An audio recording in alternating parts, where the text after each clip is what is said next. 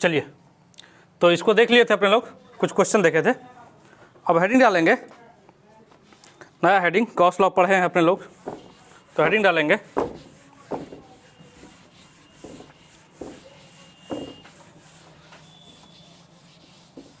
Application of Gauss law, application of Gauss law. ये इसमें पानी लग गया, कोई बात नहीं।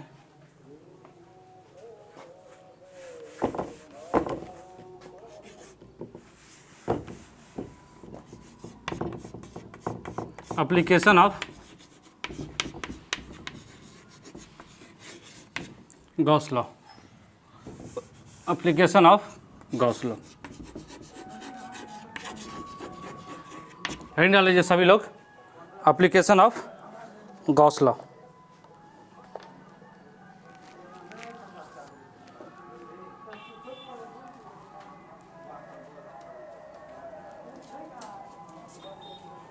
पहला लिखेंगे इसमें,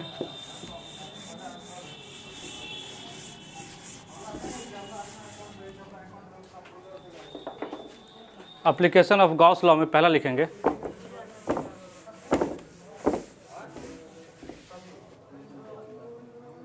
एप्लीकेशन ऑफ गॉस लॉ में पहला लिखेंगे electric field due to a hollow sphere, due to a hollow sphere or shell or conducting sphere।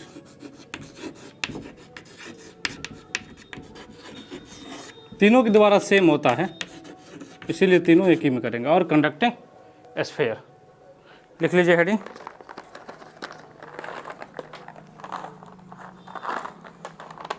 Heading लिख लीजिए। चलिए हेडिंग लिख लिया, समझते हैं। देखिएगा, सेल का मतलब भी होता होलो, और होलो स्फीयर तो होलो है। और कंडक्टिंग स्फीयर को क्यों बोला गया है, बताए थे कि किसी भी कंडक्टिंग स्फीयर में चार्ज जो होता है वो अंदर नहीं रहता, जो चार्ज होता है वो अंदर डालेंगे भी। और अगर जो स्फीयर है वो कंडक्टर, हमेशा कंडक्टर पे, पहले एक प्रॉपर्टी पढ़ चुके हैं कि charge in a conductor always reside on the sphere, तो वो भी भाग के कहाँ आ जाएगा, स्फीयर पे। अगर ये सॉलिड भी रहा, जो कंडक्टिंग स्फीयर है, अगर ये सॉलिड भी रहा, मतलब कंडक्टिंग स्फीयर जब वो सॉलिड है, तब भी यही होगा जो ड्राइव करेंगे अभी। चलिए हेडिंग मिटा देते हैं, जगह कम पड़ रहा है इसीलिए, आप लोग मत मिटाइएगा।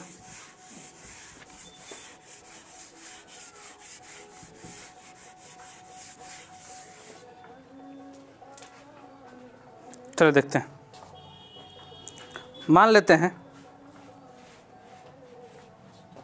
कि यह स्फीयर है, हॉलो स्फीयर है,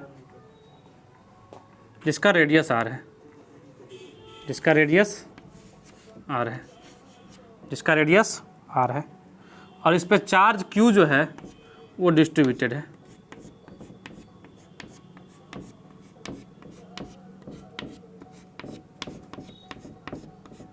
इस पे जो चार्ज क्यू है वो यूनिफॉर्मली डिस्ट्रीब्यूटेड है, चार्ज क्यू जो है वो यूनिफॉर्मली डिस्ट्रीब्यूटेड है। तो radius of, let radius of sphere is R, let radius of sphere is are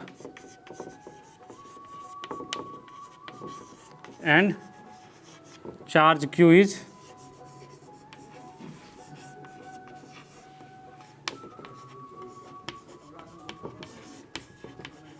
uniformly distributed and charge q is uniformly distributed on it। ठीक है, चलिए इसका रेडियस आर है, इसका लाइट आ रहा है, पूरा दिख रहा है बोर्ड पे, पूरा क्लियर दिख रहा है। चलिए आप लोगों को क्लियर दिख रहा है, चलिए दिख रहा है तो कोई बात नहीं, ठीक है। तो यहाँ पे जो है इसका रेडियस आर मान लिया और चार्ज क्यू जो है यूनिफॉर्मली डिस्ट्रीब्यूटेड है। तो अपने लोगों को इलेक्ट्रिक फील्ड निकालना है, इसको मिटा देते हैं, जगह नहीं है इसलिए मिटा देते हैं। चलिए, we have to find the electric field at a distance r, we have to find the electric field at a distance r, at a distance r from the center, at a distance r from the center. We have to find the electric field at a distance of r, at a distance r from the center. मतलब इस centre से छोटू r distance पे अपने लोगों को electric field find करना है, तो पहला केस है if r less than r, if r less than r, if r less than r, समझिएगा, if r less than r। तो यदि r लेस देन r हुआ, तो यहाँ से r डिस्टेंस पे आएंगे और एक गॉसियन सरफेस ड्रॉ कर लेंगे, इस तरह से एक गॉसियन सरफेस ड्रॉ कर लेंगे। यहाँ से r डिस्टेंस पे आके इस तरह से एक गॉसियन सरफेस ड्रॉ कर लेंगे। ये हो गया गॉसियन सरफेस, इसको बोलते हैं, मतलब जिस पॉइंट पे आपको निकालना है, जिस पॉइंट पे आपको इलेक्ट्रिक फील्ड निकालना है, उस पॉइंट पे एक गॉसियन सरफेस ड्रॉ कर लेंगे। ये हो गया गॉसियन सरफेस। अब देखिए गॉसियन सरफेस जैसे हो गया तो गॉस लॉ लग जाएगा। तो गॉस लॉ क्या है, phi equals to Q enclosed divided by epsilon naught, Q enclosed divided by epsilon naught, ठीक है। फाई को ई डॉट डी एस लिख सकते हैं, फाई को, अच्छा उस साइड लिख लेते हैं, जगह कम पड़ रहा है। फाई को क्या लिख सकते हैं, ई डॉट डी एस लिख सकते हैं, ई डॉट डी एस। चलिए, क्यू इनक्लोज्ड मतलब इस गॉसियन सरफेस के अंदर में कितना चार्ज बंद हुआ है। तो ध्यान से देखिए, ये गॉसियन सरफेस है, इसके अंदर में कोई चार्ज ही नहीं है, क्योंकि सारा चार्ज तो अपना इधर है, सारा चार्ज तो जो स्फीयर था उसके सरफेस पे है, तो कोई चार्ज नहीं। तो 0 डिवाइडेड बाय एप्सिलॉन नॉट, तो 0। तो इलेक्ट्रिक फील्ड इक्वल टू क्या हो गया, इलेक्ट्रिक फील्ड इक्वल टू हो गया 0। स्केलर मैग्नीट्यूड लिखिए, इलेक्ट्रिक फील्ड इक्वल टू हो गया 0। इसको लिख लीजिए जल्दी से, इसको लिख लीजिए जल्दी से।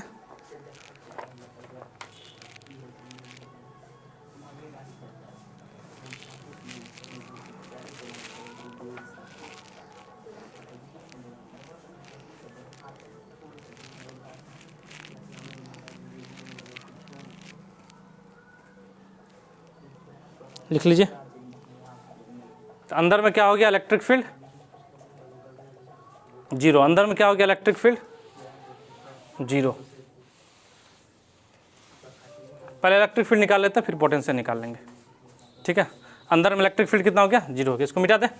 चलिए, if r equals to r हो जाए तब case 2, if r equals to r हो जाए तब, तो इसी में रख दीजिए r की जगह r। If r equals to r हो जाए, r ग्रेटर देन r हो जाए, if r is greater than r। Case 2 ले लीजिए, if r is greater than r। तो जब r is greater than r होगा, जब r is greater than r होगा, तो अपना गॉसियन सरफेस होगा, जो अपना गॉसियन सरफेस होगा,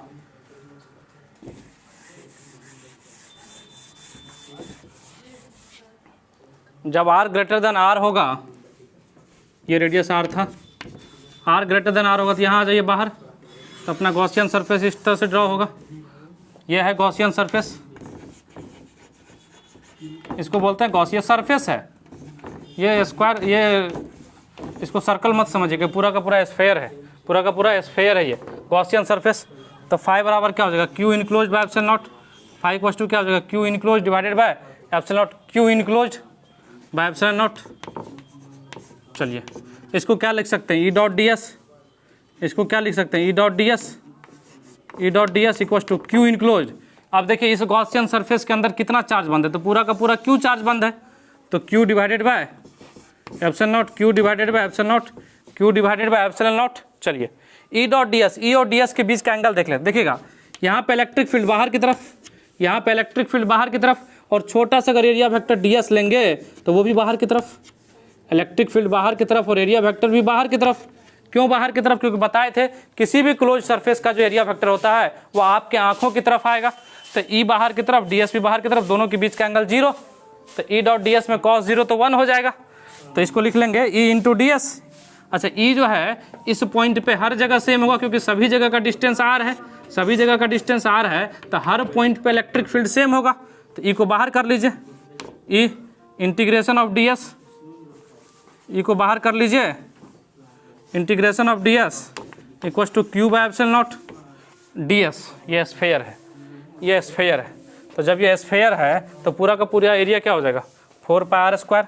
तो 4 पाई आर स्क्वायर को जब इधर भेजेंगे तो ई इक्वल टू क्या हो जाएगा Q by 4 pi epsilon naught r square, 4 pi epsilon naught r square. और आर कौन सा एरिया में, देखिएगा गॉसियन सरफेस का। कई लोगों को कन्फ्यूजन होता है कि सर क्या एरिया में आर ये ले लें निकालने के लिए, नहीं, अरे जो गॉसियन सरफेस है ना यहाँ पे इलेक्ट्रिक फील्ड निकाल रहे हैं ना तो एरिया भी उसी का लेना है। तो 4 pi epsilon naught r square, 4 pi epsilon naught r square लिख लीजिए, E equal to Q by 4 pi epsilon naught r square.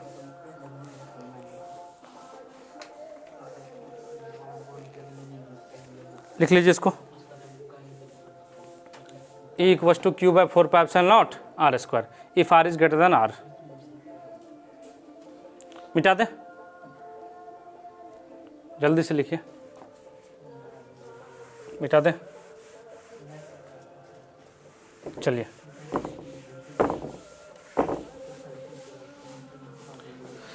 Case third, if r equal to r, if r equal to r, यदि are equal to are हुआ तो देखिए ना जब are equal to are होगा ना तो जो गॉसियन सरफेस होगा वो इसी पे आ जाएगा, वो इसी पे आ जाएगा। तो इस पे आ जाएगा तब भी ये पूरा का पूरा चार्ज इसके अंदर आ जाएगा, पूरा का पूरा चार्ज अंदर आ जाएगा। तो इसी में r equal to capital r रख दीजिए ना तो ई इक्वल टू हो जाएगा, ई इक्वल टू हो जाएगा Q by 4 pi epsilon naught r square, Q by 4 pi epsilon naught r square. इसको लिख लीजिए, इसको लिख लीजिए,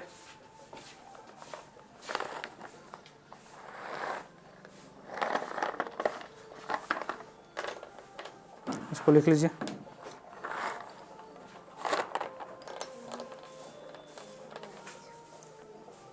लिख लिए, चलिए पोटेंशियल भी देखते हैं फिर ग्राफ खींचेंगे। तो तीनों के द्वारा हो गया, अंदर में जीरो, अंदर में जीरो, बाहर में यदि आर ग्रेटर देन आर हुआ तो बाहर में E equal to Q by 4 pi epsilon naught r square. और अगर सरफेस हुआ तो इसी आर की जगह कैपिटल आर आ जाएगा, इसी आर की जगह जो है वो कैपिटल आर आ जाएगा। चलिए मिटा दे, चलिए पोटेंशियल भी देख लेते हैं।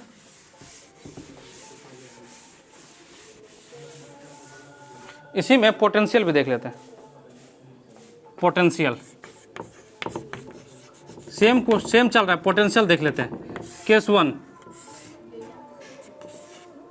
One if r greater than r, if r greater than r, देखिएगा पोटेंशियल का फॉर्मूला क्या था, V equal to minus E dot d r, E dot d r, r से लेके या इन्फिनिटी से लेके आर तक, इन्फिनिटी से लेके आर तक। पोटेंशियल का ये डिफिनीशन आप लोग पढ़ चुके हैं पहले ही डिटेल में कि पोटेंशियल क्या होता है कि 1 कूलम्ब के पॉजिटिव चार्ज को इन्फिनिटी से पकड़ के लाने में उस पॉइंट तक जो वर्क डन करना पड़ता है एक्सटर्नल एजेंसी के द्वारा उसी को पोटेंशियल कहते हैं। या minus of work done due to the electric force, due to the electric force. तो ये होता है V equal to minus, real में तो E डॉट डी आर होता है लेकिन यहाँ पे जो है E और डी आर के बीच का एंगल 0 होगा तो cos 0 1 हो गया, E dot d are infinity से R तक। तो V इक्वल टू क्या हो जाएगा, अच्छा E R is greater than R के लिए क्या था, अभी यही केस पढ़ रहे हैं स्फेयर का, होलो स्फेयर का। तो R जब ग्रेटर देन R था तो यहाँ पे क्या था electric field Q by 4 pi epsilon naught r square, Q by 4 pi epsilon naught r square, यही तो था बाहर में। तो यहाँ पे लिख लीजिए माइनस, E की जगह क्या लिखेंगे Q by 4 pi epsilon naught r square d r, Q by 4 pi epsilon naught r square d r. चलिए ये देखिए Q constant 4 pi epsilon naught constant बाहर कर लेंगे तो हो जाएगा V equal to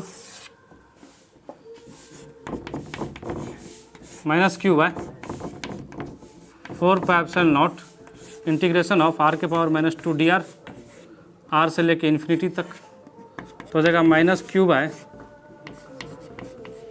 4 pi epsilon naught are के पावर -2 का हो जाएगा आर के पावर -2 + 1, तो इसका हो जाएगा इंटीग्रेशन -1/r, -1/r, आर से इन्फिनिटी, आर से इन्फिनिटी। देखिए इस माइनस को बाहर कर दीजिए, प्लस हो जाएगा, तो v इक्वल टू हो जाएगा Q/4πε0, सॉरी इन्फिनिटी से आर है ना, अपना जो है इन्फिनिटी से आर है, उल्टा क्यों हो रहा है, जो लिमिट है वो इन्फिनिटी से आर है, इन्फिनिटी से आर, इन्फिनिटी से आर, यहाँ देखिए ना इन्फिनिटी से आर तक है, ठीक है, अनंत से ला रहे हैं ना, इन्फिनिटी से पकड़ के आर डिस्टेंस तक ला रहे हैं। चलिए तो माइनस को बाहर भेज दिए तो ये प्लस हो गया Q/4πε0। अब देखिए यहाँ पे क्या हो जाएगा, पहले आर रखेंगे तो 1/r माइनस 1/∞, तो 1/∞ तो जीरो होगा, तो ये क्या हो जाएगा Q/4πε0r। तो v इक्वल टू क्या हो जाएगा, r is greater than r के लिए, r is greater than r के लिए क्या हो जाएगा, v equal to 1/Q/4πε0r, Q/4πε0r, ये लिख लीजिए, r ग्रेटर देन r के लिए पोटेंशियल आ गया, r ग्रेटर देन r के लिए पोटेंशियल आ गया, लिख लीजिए इसको।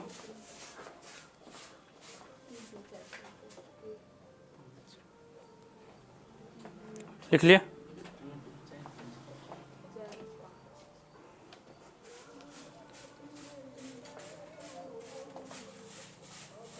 मिटा दे। चलिए केस 2 लेंगे,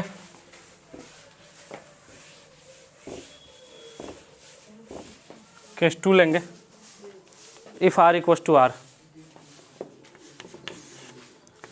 if r equal to r, तो इसी में r की जगह रख, v इक्वल टू क्या हो जाएगा Q/4πε0 स्मॉल r की जगह कैपिटल R, ये हो जाएगा। थर्ड केस लेंगे, if r less than r, if r is less than r, यदि r लेस देन r हो गया तो क्या होगा, potential equal to minus E.dr infinity से लेकर r तक। अब इस r को दो पार्ट में बांट लीजिए, माइनस इन्फिनिटी से r E.dr प्लस r से r E.dr।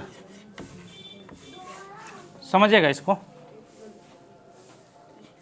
थोड़ा डिटेल में समझिएगा थर्ड केस को थोड़ा डिटेल में समझिएगा कि यहाँ पे मान लीजिए इस तरह का स्फीयर है, तो हमको अंदर में लाना है, अंदर में किसी पॉइंट r तक लाना है, तो हम क्या कि इसको दो पार्ट में तोड़ लिए, पहले इन्फिनिटी से इस सरफेस तक ले आए, इन्फिनिटी से इस सरफेस तक ले आए, और फिर यहाँ से यहाँ तक ले आए, फिर यहाँ से यहाँ तक ले आए, तो दोनों को ऐड कर देंगे तो जो वर्क डन होता है वही अपना हो जाएगा पोटेंशियल यहाँ का, ठीक है। अब ऐसा क्यों किया, देखिए बाहर जो है ना इलेक्ट्रिक फील्ड है और अंदर जो है इलेक्ट्रिक फील्ड जीरो है, अंदर जो इलेक्ट्रिक फील्ड है वो कितना है, जीरो है, तो अंदर जब इलेक्ट्रिक फील्ड जीरो है तो ये तो ये जीरो है, तो ये वाला टर्म हो जाएगा जीरो, ये वाला टर्म हो जाएगा जीरो, और v equal to minus infinity से r E.dr, तो जब इसको सॉल्व करेंगे तो वही हो जाएगा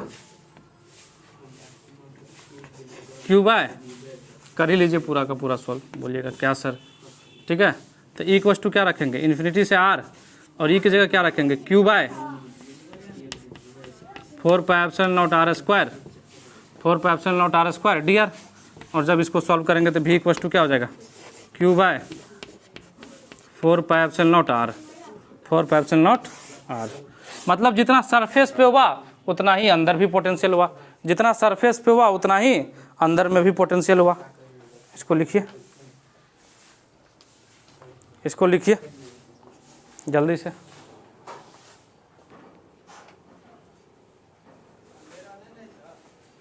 इसको लिखिए जल्दी से।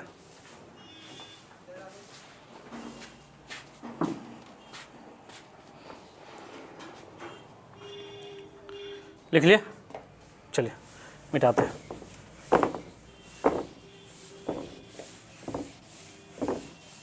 ग्राफ बना लेते हैं, इसके लिए हॉलो स्फीयर के लिए ग्राफ बना लेते हैं। सबसे पहले बना लेते हैं E versus R, E versus R. सबसे पहले ग्राफ बना लेते हैं ई वर्सेस आर, इधर ई है इधर आर है। चलिए, जब तक स्फीयर के अंदर थे, जब तक स्फीयर के अंदर थे तो अपना जो इलेक्ट्रिक फील्ड था वो जीरो था, अपना इलेक्ट्रिक फील्ड जो था वो जीरो था। जब R इक्वस टू R पे आए, मतलब जब सरफेस पे आए, तब जाके इलेक्ट्रिक फील्ड बनना शुरू हुआ, और फिर उसके बाद ये इस तरह से डिक्रीज किया, मतलब इन्वर्सली प्रोपोर्शनल टू 1/r का स्क्वायर, मतलब E is inversely proportional to 1/r का स्क्वायर। और यहाँ पे जो था वो मैक्सिमम था, जो कि Q/4πε0r के बराबर था, 4πε0r के 4πε0r स्क्वायर के बराबर था। ये हो गया इलेक्ट्रिक फील्ड वर्सेस आर का ग्राफ। देखिए जब तक अंदर में है 0, R इक्वस टू R से शुरू होगा। इसी तरह पोटेंशियल वर्सेस आर भी ग्राफ ड्रॉ कर लेते हैं, potential versus r graph draw कर लेते हैं। देखिए पोटेंशियल जब तक अंदर में थे तब तक कांस्टेंट था, Q/4πε0, Q/4πε0r, Q/4πε0r, फार्मूला देख सकते हैं आप, यही था Q/4। जब तक अंदर में है इनसाइड में यही आया था, सरफेस पे भी यही आया। जैसे R इक्वस टू R पे पहुँचे, जैसे R इक्वस टू R पे पहुँचे, इसके बाद ये घटना शुरू हो गया। तो यहाँ पे जो है पोटेंशियल ये टच नहीं करेगा, इन्फिनिटी पे टच करेगा, भी इन्वर्सली प्रोपोर्शनल टू 1/r। इस दोनों ग्राफ को बना लीजिए, इस दोनों ग्राफ को बना लीजिए।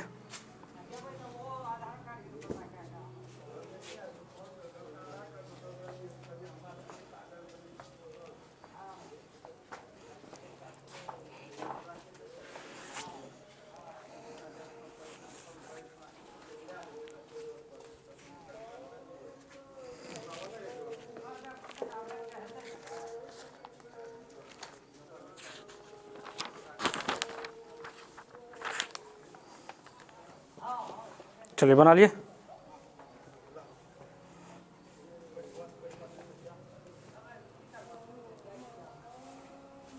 चलिए मिटा दे, चलिए आगे बढ़ते हैं।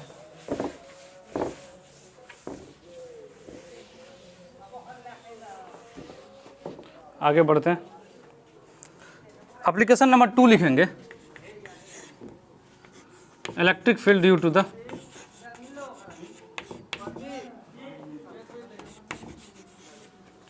solid non-conducting sphere,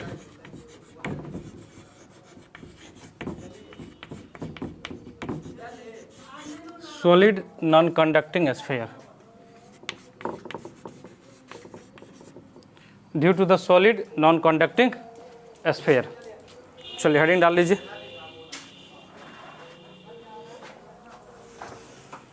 देखते हैं इसके द्वारा कितना बनेगा। देखिएगा ये सॉलिड नॉन कंडक्टिंग क्यों लिया, अगर कंडक्टिंग लेते सॉलिड में, जो कि पिछला केस कर चुके हैं, अगर सॉलिड लेते कंडक्टिंग स्फीयर होता तो चार्ज तो अंदर रहता नहीं, जैसे अंदर में चार्ज डालते हम वो भाग के सरफेस पे आ जाता, वो भाग के, कोई कंडक्टर में जो होता है चार्ज अंदर में रह नहीं सकता, वो हमेशा सरफेस पे रहेगा। तो सॉलिड कंडक्टिंग तो पिछला केस में ही हो गया है, तो यहाँ पे solid non conducting, non conducting. चलिए मतलब इसमें जो चार्ज आएगा इसके वॉल्यूम में आएगा, इसके वॉल्यूम में चार्ज आएगा। चलिए हेडिंग मिटा लेते हैं हम जगह की वजह से, आप लोग मत मिटाइएगा।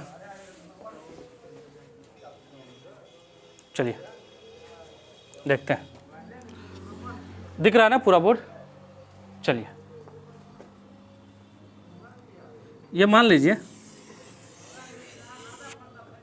सॉलिड नॉन कंडक्टिंग स्फीयर है, सॉलिड नॉन कंडक्टिंग स्फीयर है, और इसके अंदर इसके वॉल्यूम में चार्ज घुसा हुआ है, पूरे वॉल्यूम में चार्ज यूनिफॉर्मली डिस्ट्रीब्यूटेड है।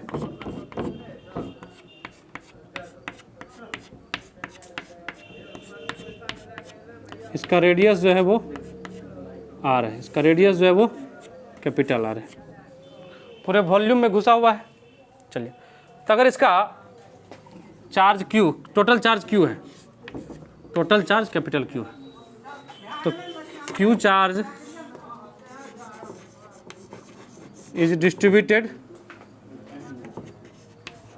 Is uniformly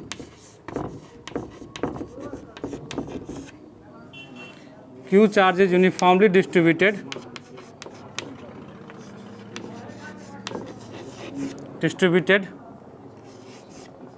inside the volume.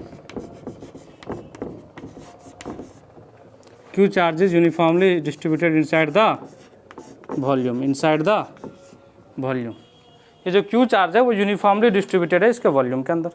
तो इसका वॉल्यूम चार्ज डेंसिटी क्या हो जाएगा, वॉल्यूम चार्ज डेंसिटी अगर हम निकालना चाहे रो, तो रो इक्वल टू क्या हो जाएगा, total charge upon total volume, मतलब 4/3 पाई आर क्यूब होता है स्फीयर का वॉल्यूम, तो 4/3 pi r cube, 4/3 pi r cube, ये हो गया इसका डेंसिटी।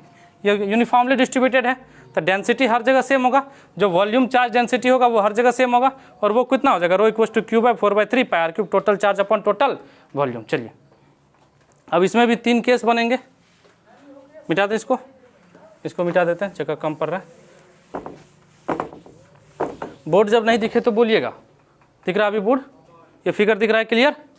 चलिए तो पहला केस लेते हैं, if r is greater than r greater than r से शुरू करते हैं। If r is greater than r, चौक बार बार टूट रहा है, कोई बात नहीं। If r is greater than r, चलिए तो आर ग्रेटर देन आ रहा है, मतलब कि इस स्फीयर से बाहर आर डिस्टेंस पाएंगे, एक गॉसियन सरफेस ड्रॉ करेंगे, एक गॉसियन सरफेस इस तरह से ड्रॉ करेंगे, ये आर डिस्टेंस पे आगे बाहर एक गॉसियन सरफेस ड्रॉ कर लिए, ठीक है।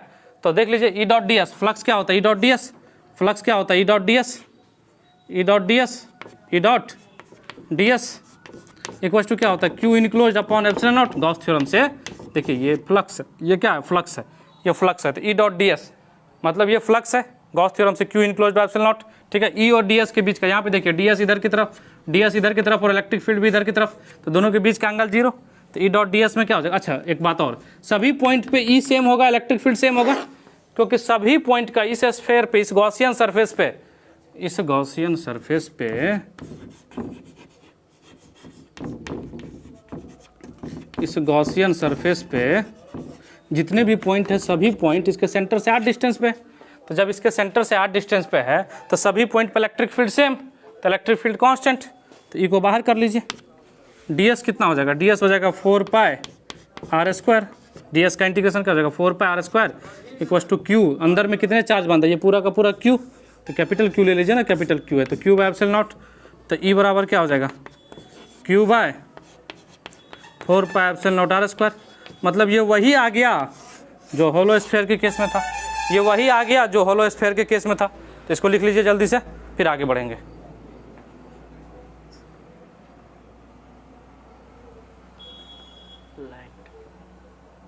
लाइट ऑन कर दें।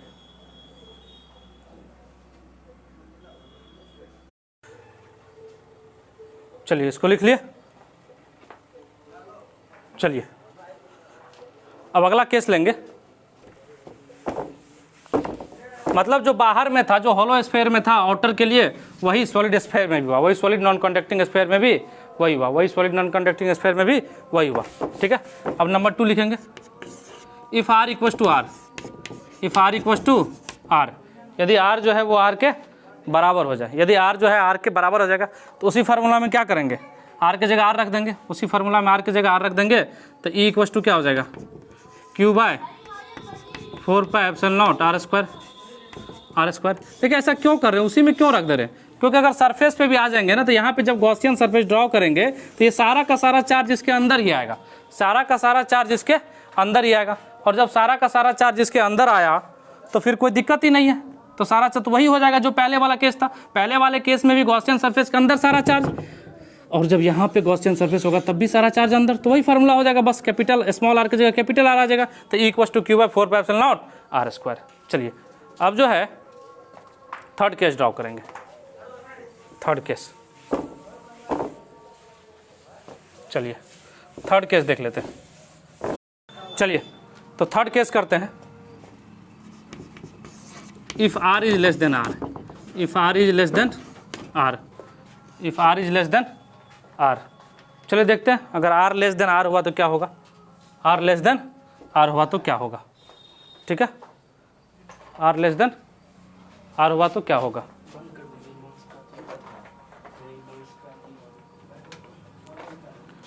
चलिए देखते हैं, ये नहीं दिख रहा है, इधर कर देते हैं, if r less than r, r less than r, ध्यान दीजिएगा इस तरह का स्फीयर था, इसमें प्लस चार्ज पूरा का पूरा फैला हुआ है, इस बार अंदर में निकालना है, पूरा का पूरा प्लस चार्ज इसमें फैला हुआ है, इस बार अंदर में निकालना है, तो जब अंदर में निकालना है तो यहाँ पे गॉसियन सरफेस ड्रॉ होगा, गॉसियन सरफेस यहाँ पे ड्रॉ होगा, गॉसियन सरफेस यहाँ पे ड्रॉ होगा। तो इसके अंदर जो चार्ज बंद होगा वो क्या होगा, density, volume charge density into इसका वॉल्यूम। तो जो चार्ज बंद होगा वही पहले निकाल लीजिए। क्यू इनक्लोज कितना हो जाएगा, रो इंटू 4/3 पाई आर का cube, rho into 4/3 pi r का cube, rho into 4/3 pi r का क्यूब। अच्छा, रो निकाले थे अपने लोग, रो याद करिएगा।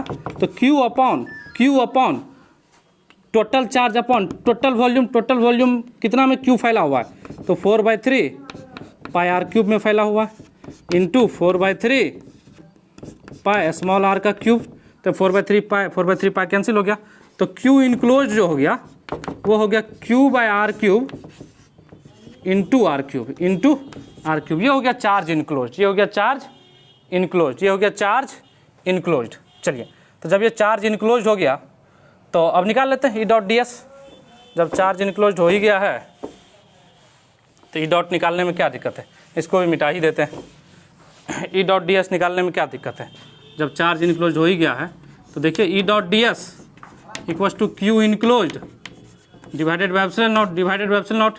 तो ई बाहर हो जाएगा, ई इंटू ये क्या हो जाएगा 4 पाई आर का स्क्वायर, 4 पाई क्यू इनक्लोज क्या था, Q by r cube into r cube divided by epsilon naught, divided by, देखिए ये आर स्क्वायर, ये आर क्यूब, यहाँ एक आर बचेगा, वहाँ एक आर बचेगा, वहाँ एक आर बचेगा।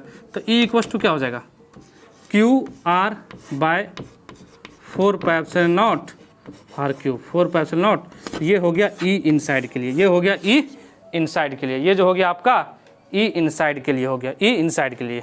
चलिए लिख लीजिए इसको, ग्राफ भी बना ही लेते हैं, जल्दी से लिख लिए। चलिए